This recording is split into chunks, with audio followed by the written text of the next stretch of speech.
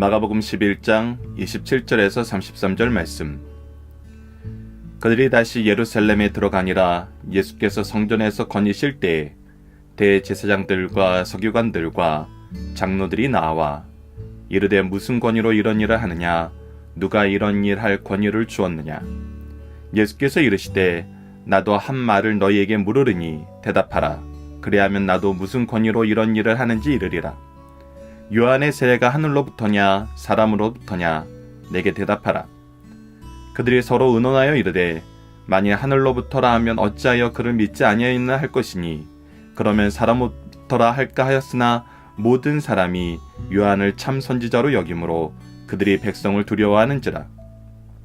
이에 예수께 대답하여 이르되 우리가 알지 못하노라 하니 예수께서 이르시되 나도 무슨 권위로 이런 일을 하는지 너희에게 이르지 아니하리라 하시니라.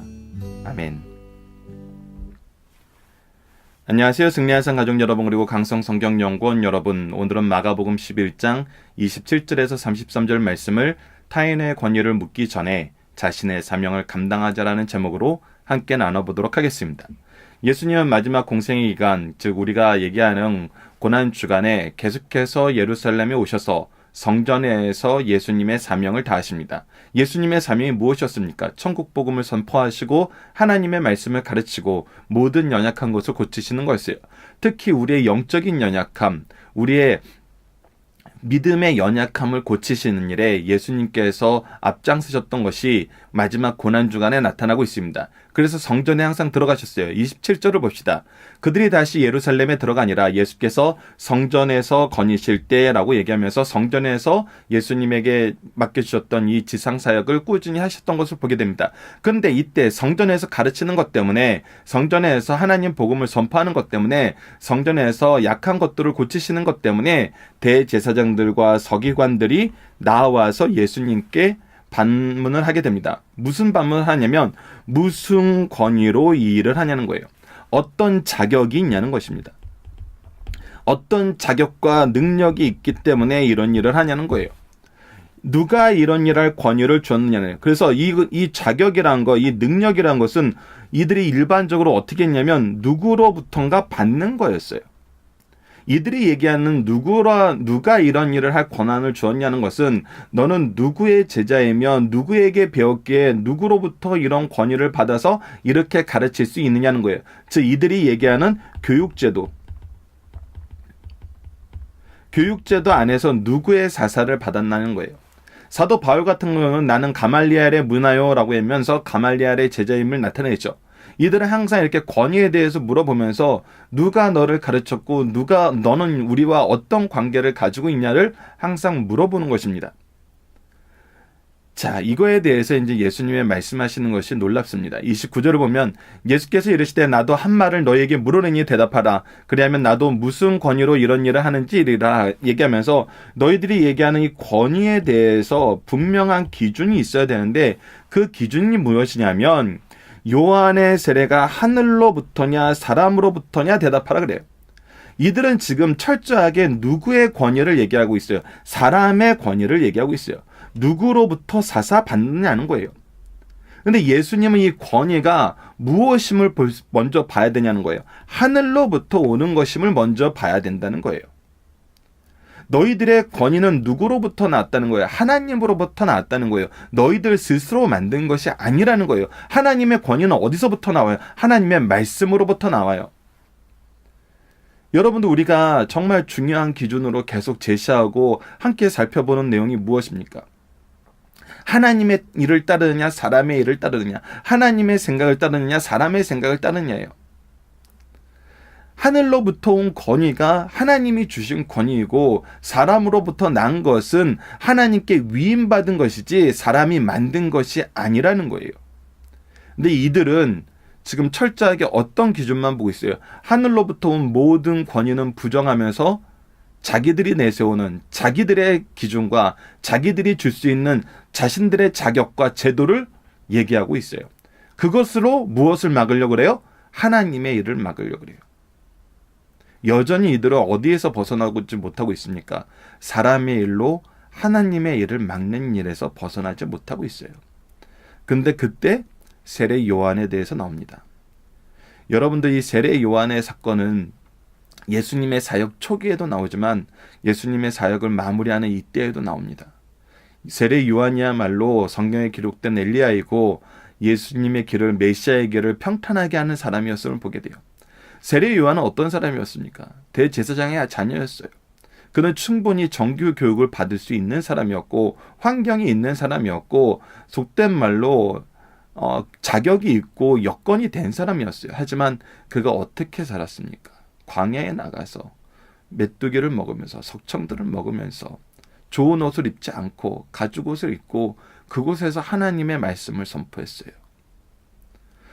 세례 요한도 충분히 정규 교육을 받을 수 있었는데 받지 않고 하나님으로부터 나는 권위로 광야에서 외치는 자의 소리의 사명을 감당했어요.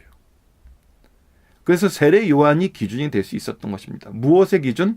이 권위가 하늘로부터 오는 것인지 사람으로부터 오는 것인지 그 기준을 제시할 수 있는 하나님의 준비하심이 되었던 거예요.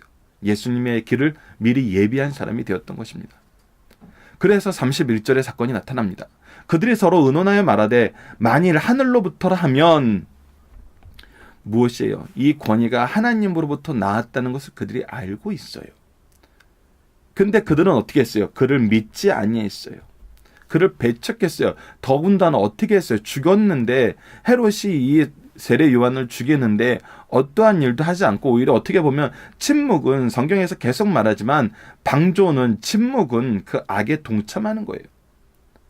그렇기 때문에 이들은 동참한 것과 마찬가지예요. 그래서 그를 믿지 않았습니다. 하나님으로부터 온 말씀을 믿지 않았고 하나님의 사람임을 믿지 않았고 그로부터 선언된 하나님의 뜻을 믿지 않았어요. 뭐였어요?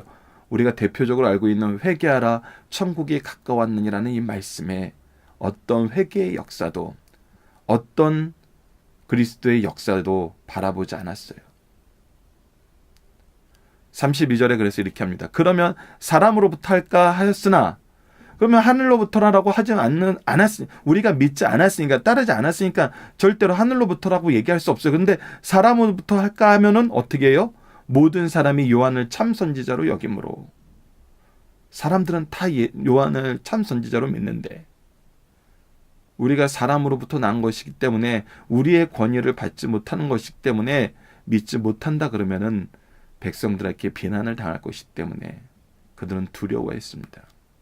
여러분 두려워했다는 거에 대해서 얘기해보고 그 다음에 33절을 보시다. 이에 예수께 대답하여 이르되 우리가 알지 못하노라 하는 이 대답을 잘 봐야 됩니다. 우리가 알지 못하노라 라고 대답을 해요. 자, 대제사장들과 서기관들과 장로들은 어떤 사람이었습니까? 무엇을 위해 준비된 사람이었어요? 그리스도가 누구인지 메시아가 누구인지 그들은 성경 말씀을 통해서 분별할 책임이 있는 사람이었어요. 그래서 거짓 선지자가 누구인지 참된 선지자가 누구인지 보면서 하나님의 말씀을 전하는 참된 선지자를 위해서 준비된 사람들이었어요. 그래서 세례 요한에게 나타났을 때도 그렇게 물어보잖아요. 네가 그냐 아니면 우리가 다른 일을 기다려야 하느냐. 이 사람이 말하는 것과 이 사람이 행하는 모든 일이 성경에 합당하기 때문에 오히려 물어보는 거예요. 거짓 선지자인가 참 선지자인가 구별했던 것이 아니라 네가 그냐 아니면 우리가 다른 일을 기다리랴 라고 하면서 그의 신실함을 우선 인정하는 사람들이 바로 이들의 모습이었어요. 근데 예수님에 대해서는 어떻게 해요? 이들이 예수님을 시험하는 이유가 뭐예요? 죽이려는 이유가 뭐예요? 자신의 기준이었어요. 사람의 일이었어요. 정치적인 목적이었어요. 지금 현재 안락을 누리는 거였어요. 사람들이 따르기 때문에 예수님을 죽이려고 했어요. 왜? 사람들이 나를 따르고 나의 제도를 따라야 되는데 그것이 하나님의 말씀의 권위로 잘못됐음을 드러내고 예수를 따르니 이들이 미워했어요. 그리고 죽이려고 했어요. 이들은 철저하게 자신의 직분과 자기의 사명도 하나님 앞에서 바르게 감당하지 못했습니다. 두 번째, 예수님을 받아들여야 될 자들이 받아들이지 못하고 거역하는 이 모습은 무엇에 의한 거였어요? 세상과 짝하였기 때문에 나타나는 모습이었어요.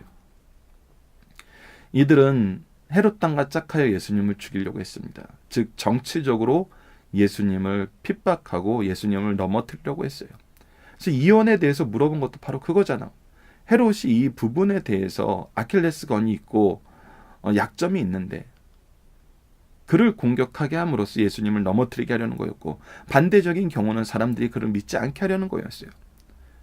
이런 식으로 정치적인 함정까지 파고 예수님을 넘어뜨리려는 자들, 바로 정치인들과 야합하여서 자기의 위치를 고수하려는 자들이었어요. 정치인들이 어려우면 뭐라고 얘기합니까? 기억나지 못합니다. 알지 못합니다. 그들은 하나님의 말씀에 입각하여서 하늘로부터 온 것이 분명한 거여도 자신들의 이익을 위해서 무엇하는 것으로 바꿔버려요? 알지 못하는 걸로 바꿔버려요. 알지 못하는 걸로 바꿔버립니다. 이것은 종교인들의 용어가 아닙니다. 종교인들의 용어는 말씀으로 입각하여 맞은 건 맞다, 아닌 건 아니다라고 얘기하는 겁니다. 우리가 알지 못하노라라고 얘기할 수 있는 것은 오직 하나님께서 이것은 비밀로 놔뒀다는 것 외에는 없어요. 이런 일을 알지 못한다고 얘기할 수 없어요. 하나님께서 비밀로 묶어놓은 대표적인 것이 뭐예요? 바로 그때는 알지 못한다는 거예요. 예수님이 다시 오실 때는 하나님께서 아들도 모르고 천사도 모르고 오직 아버지 하나님만 알고 계신다 그랬어요. 성부만 알고 계신다 그랬어요. 그런 건 우리가 알지 못하기 때문에 알지 못한다고 얘기하면 돼요. 하지만 복음의 능력, 하나님의 권위, 예수 그리스도의 메시아 되심, 예수님의 가르침에 대해서, 그 권위에 대해서 알지 못한다고 얘기하는 것은 나는 성경을 믿지 않을래라고 얘기하는 것과 무엇이 다르냐는 거예요. 그래서 33절에 분명히 얘기하십니다. 예수님께서 이르시되 나도 무슨 권위로 이런 일을 하는지 너에게 이르지 아니하니라 하시니라. 너희들이 분명한 권위를 알면서도 대답하지 못하는 거, 너희들이 어리석음이다. 그렇기 때문에 어리석은 너희가 무슨 권위로 물어보는 거에 대해서 내가 대답하지 않겠다 그래요. 하지만 예수님께서 이것을 대답하지 않으십니까? 우리가 후에 나타나는 여러 가지 비유에 대해서 얘기하실 때 그 비유는 무엇을 얘기하는 거예요? 이들이 사람의 권위로 하나님의 권위를 맡고 있음을, 하나님의 권위에 순종하고 있지 않음을 얘기함으로써 예수 그리스도께서 하나님으로부터 나신 분임을 다시 한번 증거하십니다. 지금까지는 무엇으로 증거하셨어요? 그가 보이신 많은 이적으로 증거하셨어요. 성경에 나타난 모든 예언의 말씀을 성취하심으로 증거하셨어요.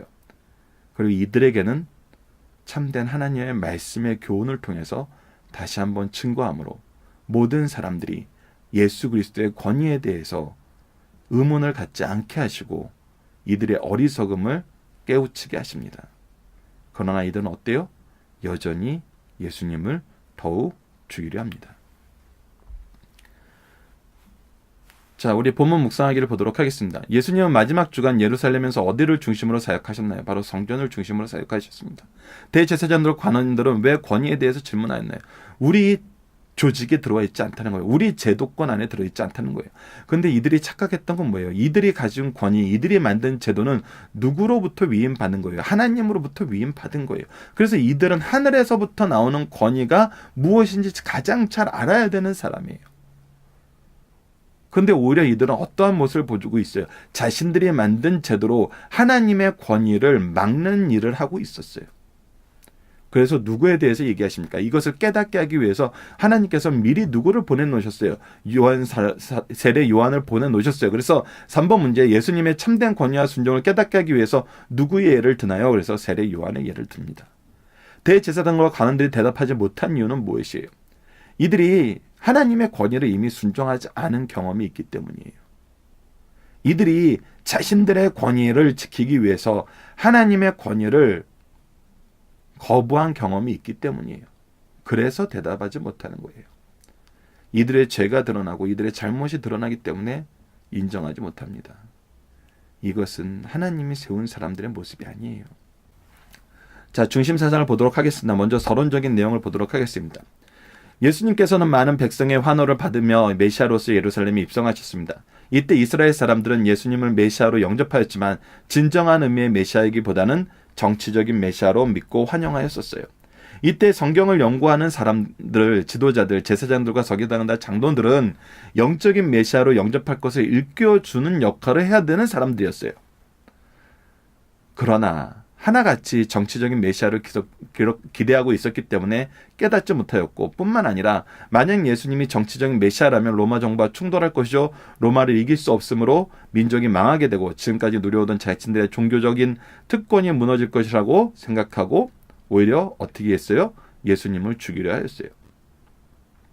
예수님은 이러한 자들, 유대교의 마지막 보루인 성전까지 와서 강도의 구렬이라고 질책하시고 성전 안에서 장사하는 자들과 내 상과 의자를 둘러엎으시고 상인들을 내쫓으셨어요. 그리고 이스라엘을 상징하는 무화과 나무들을 입만 무성하다고 책망하시면서 창조주의 능력으로 말리셨습니다. 이는 이스라엘 사람들의 내부적인 부패, 즉 부패와 외적인 열매 없은 위선을 정면으로 심판하신 조치였죠.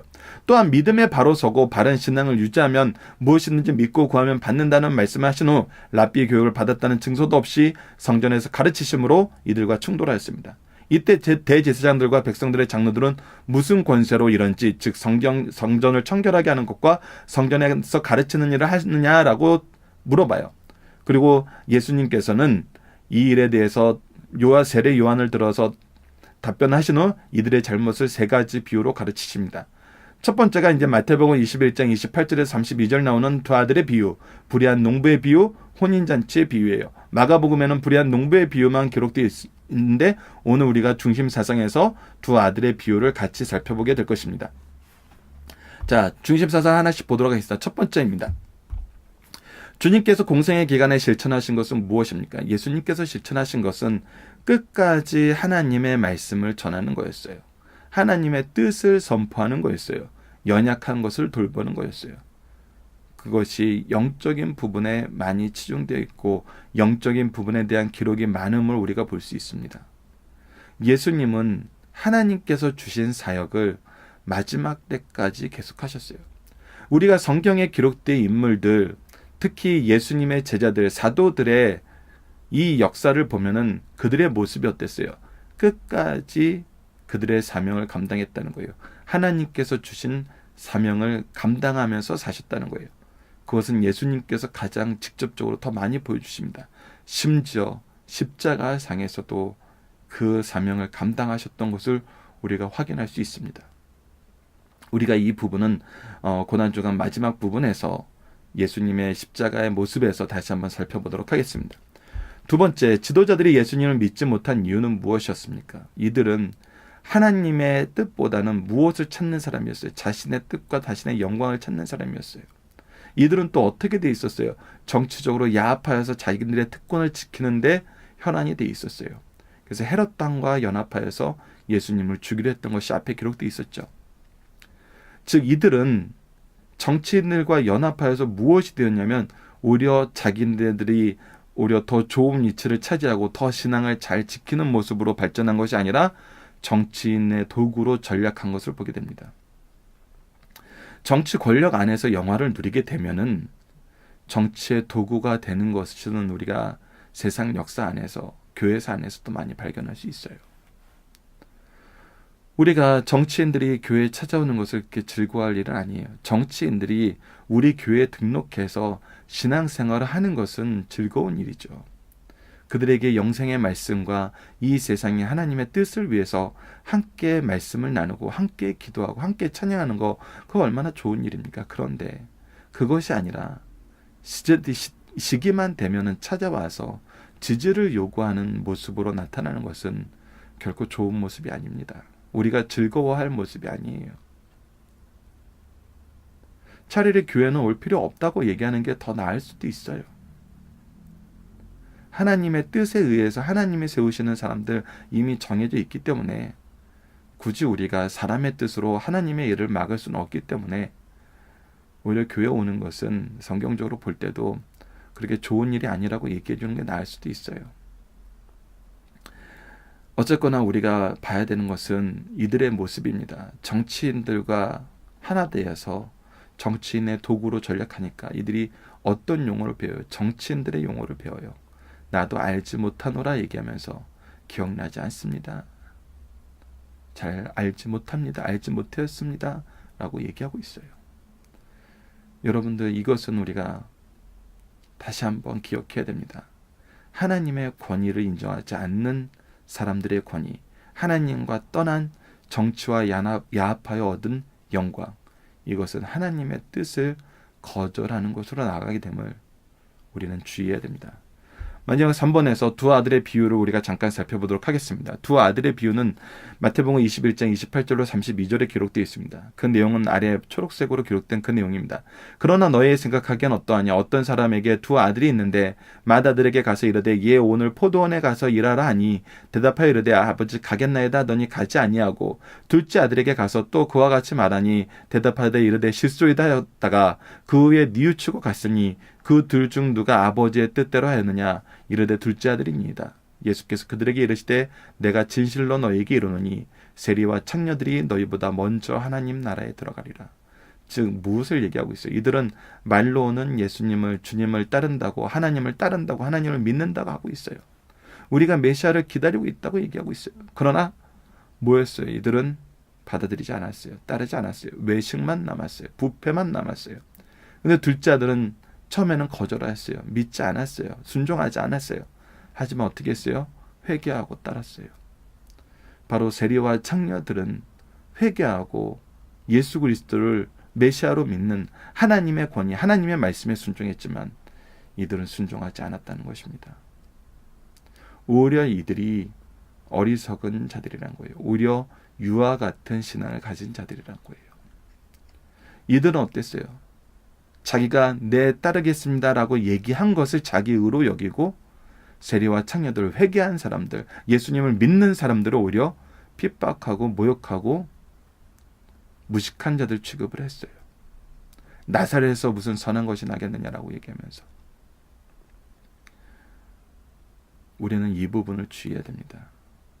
우리는 회개하고 순종하는 자가 돼야지 외식적으로 내하고 아무것도 하지 않고 아무런 열매도 없는 그런 신앙에서 벗어나야 됩니다. 본문 다지기입니다. 오늘 본문 다지기는 본문 말씀을 다시 한번 확인해 보도록 하겠습니다. 예수님이 요한의 세례를 묻고 계신 이유는 무엇입니까? 요한의 세례를 이들이 하나님의 권위에 나왔던 것을 이미 인정했었어요. 하지만 어땠어요? 따르지 않았어요. 이들은 하나님의 권위를 따르지 아니한 역사가 있어요. 사례가 있어요.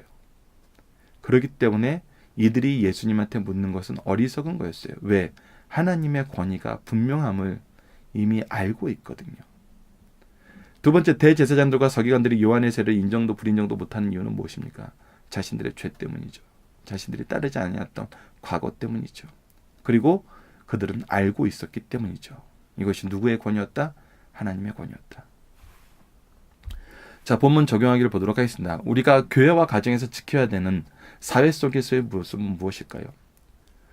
우리가 사회 속에서 우리의 영광을 위해서, 우리의 이익을 위해서 사회와 짝이 되는 것은 좋은 모습이 아닙니다. 우리가 그들을 변화시키는 것은 그들이 우리 안에 들어오게 하는 거예요. 우리가 그들과 짝하는 것이 아니에요.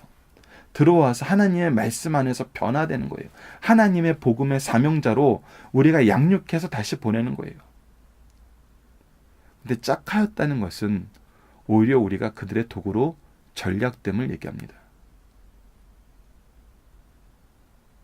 여러분들 짝하는 거에서 벗어나야 됩니다. 그들을 양육하는 사람이 되어야 됩니다.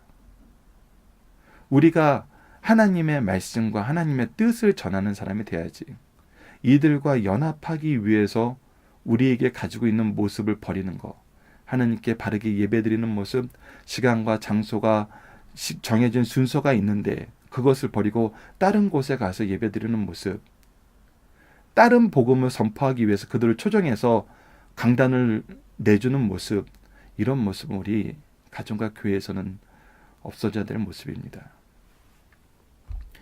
이번 주 공동기도 제목은 평생토록 우리로 예수님을 바로 보고 바로 믿고 바로 전하는 삶을 살게 하여 주옵소서. 그리고 오늘 본문 말씀 안에서는 하나님, 우리가 오직 하나님만 바라보는 신앙생활, 그런 교회와 가정이 되게 하여 주소서라고 함께 기도하는 우리 승리한 삶 가족 여러분들, 강성 성경 연구원 여러분들 되었으면 합니다. 감사합니다.